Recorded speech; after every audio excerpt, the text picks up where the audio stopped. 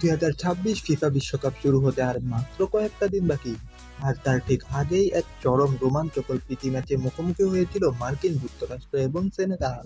মাঠের লড়াই এতটাই তীব্র ছিল যে পুরো ম্যাচে গোল হয়েছে 5টি।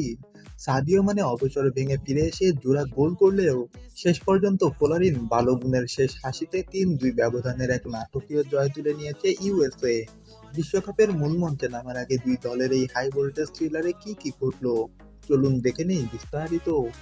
ঘরের মাঠে খেলা শুরু হতেই সেনেগালের ওপর চড়াও হয় যুক্তরাষ্ট্র। ম্যাচের মাত্র 6 মিনিটের মাথায় এক দুর্দান্ত আক্রমণে স্বাগতিকদের এগিয়ে নেন রাইট ব্যাক সার্জিনো ডেস্ট।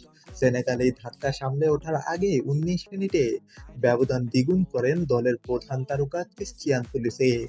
2-0-তে পিছিয়ে পড়ে নিজেদের আসল রূপ দেখায় আফ্রিকার সিংহরা।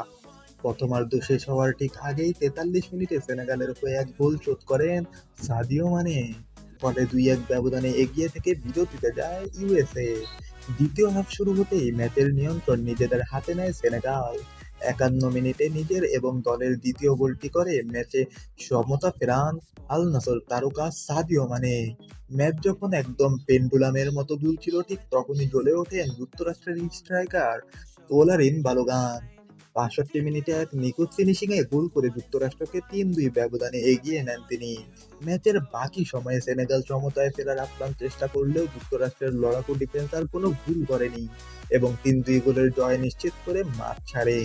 এই জয়ের ফলে স্বাগতিক দেশ হিসেবে যুক্তরাষ্ট্র জানান দিল যে ঘরের মাঠে তারা যে কোনো বড় দলকে স্তব্ধ করে দিতে পারে। অন্যদিকে সাদিও মানে ফর্মে ফিরলেও সেনেগালকে তাদের রক্ষণভাগ নিয়ে নতুন করে ভাবতে হবে। আপনার কি মনে হয়, এবার বিশ্বকাপে সাদিও মানের সেনেগাল নাকি পুলিসিকের যুক্তরাষ্ট্র, কোন দল বেশি দূরে যেতে পারবে? কমেন্টে আপনার মতামত জানান।